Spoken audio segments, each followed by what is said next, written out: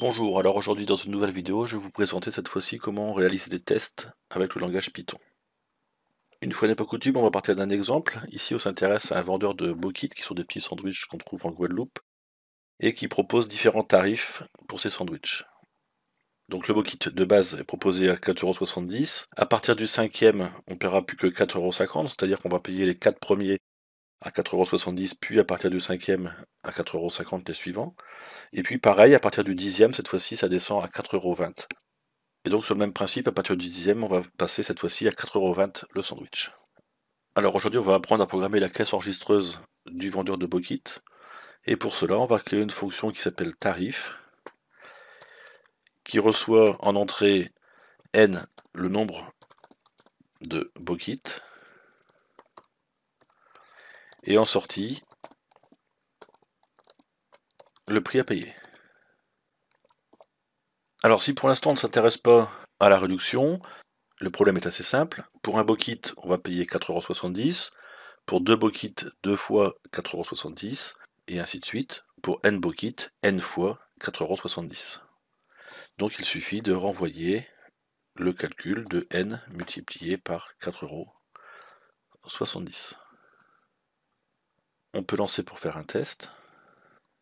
Je vais demander le tarif pour un Bokit, 4,70 €, pour 2 Bokit, et pour 10 Bokit. Alors évidemment, pour l'instant, on n'a pas encore pris en compte la réduction. Donc si on va prendre en compte la première réduction, le tarif que je viens de calculer, la formule n'est correcte que si on a moins de 5 Bokit. Donc si n est strictement plus petit que 5, alors dans ce cas-là, je vais renvoyer le calcul de n fois 4,70 €. Comme pour les fonctions, vous voyez que ce qui est à faire lorsque la condition n plus petit que 5 est remplie, va être indenté, donc va être décalé avec la touche tabulation, de manière à identifier l'intégralité des instructions qui sont à réaliser. Par exemple ici, on pourrait rajouter un print,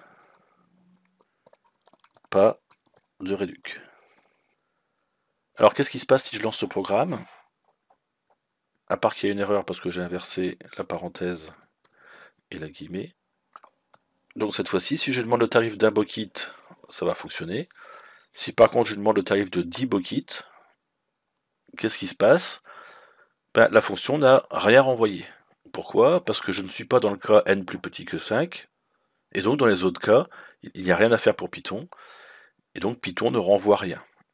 Alors quand on dit ne renvoie rien, il renvoie quand même quelque chose. Si je demande par exemple de x égale tarif de 10, si je demande d'afficher x, x vaut none, c'est-à-dire rien, mais rien c'est quand même un objet en Python qui vaut rien.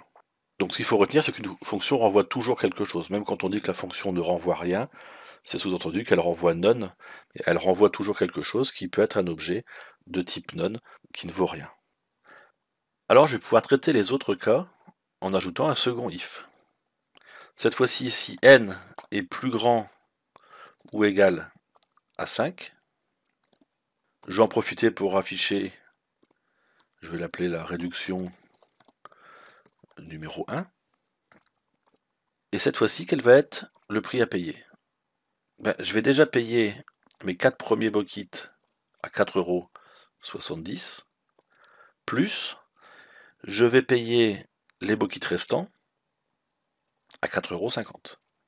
Alors les Bokit restants, il n'y en a pas n en fait, parce que j'en ai déjà payé 4, donc il y en a n moins 4. Si on prend par exemple le cas de 5 Bokit, on va payer les 4 premiers Bokit à 4,70 €, plus 5 moins 4 qui fait 1 Bokit, le dernier, à 4,50 €, ce qui va nous faire un total de 23,30 €. Testons le programme.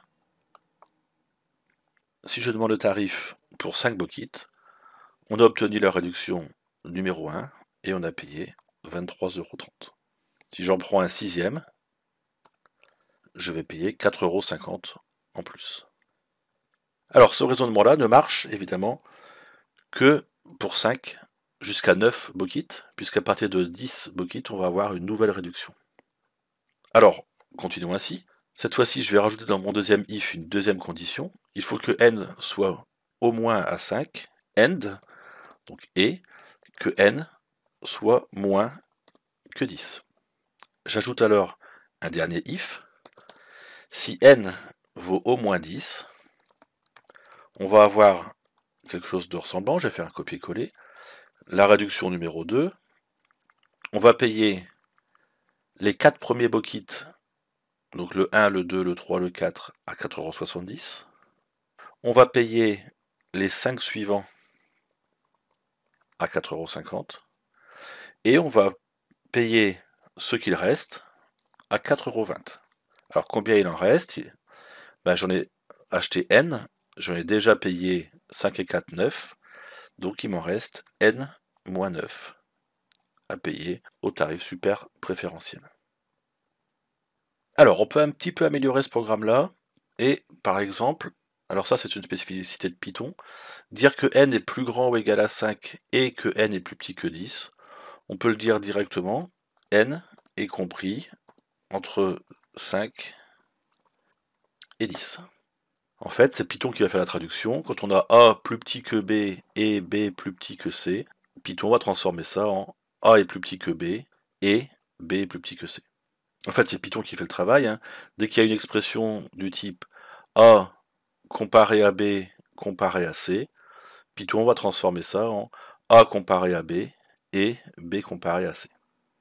Deuxième remarque que l'on peut faire, c'est que finalement, tester si n est plus petit que 5, puis après si n est plus grand ou égal, ben, comme un nombre est soit plus petit que 5, soit plus grand ou égal, il y a un des tests qui ne sert à rien. Et donc on pourrait gagner un petit peu de temps en utilisant pas seulement une condition avec un si, mais avec une condition avec un si, sinon. Ce qu'on pourrait faire, c'est qu'on pourrait dire que si n est plus petit que 5, on va faire la première technique, pas de réduction. Sinon, donc qui va se traduire par else en Python. Et tout ce bloc-là, encore une fois, je vais l'indenter. Alors ça signifie quoi? Ça veut dire que si n est plus petit que 5, ce bloc-là va être exécuté. Sinon, c'est ce bloc-là qui va être exécuté. Et finalement, ici, c'est plus la peine de regarder que n est plus grand ou égal à 5, puisque si je suis dans cette partie-là du code, ça veut dire que n n'était pas plus petit que 5, et donc il est forcément plus grand ou égal. Donc on peut gagner un test. Et si vous avez compris, bah vous voyez qu'on peut aussi gagner le second test, puisque si n n'est pas plus petit que 10, alors il est plus grand ou égal. Et donc ce test-là, on peut le remplacer aussi par un sinon. Voilà, finalement j'avais 4 tests tout à l'heure, j'en ai maintenant plus que 2. Si n est plus petit que 5, sinon on va tester s'il est plus petit que 10, sinon on est dans le cas avec la super promo à partir de 10 bokits. Alors dernière simplification qu'on pourrait faire pour ce code, c'est que finalement en fait au lieu de mettre un else puis enchaîner avec un if, on peut raccourcir ça en utilisant l'instruction elif, qui est un condensé de else et de if. Donc finalement ici on a 3 cas.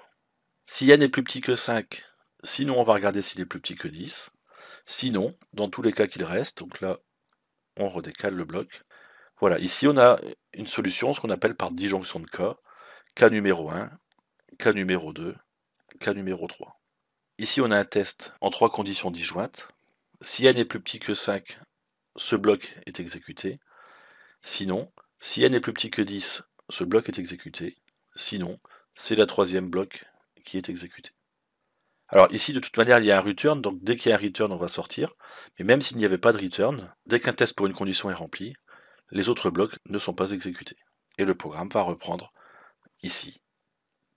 Voilà pour la présentation de ce qu'on appelle les structures conditionnelles, avec les if. Vous remarquez qu'on peut avoir seulement un if et un else, un if, un elif, un else, un if, deux elif, un else, un if, des elif, pas de else. Tout est possible, suivant ce que nous avons besoin de traiter. Affaire à suivre.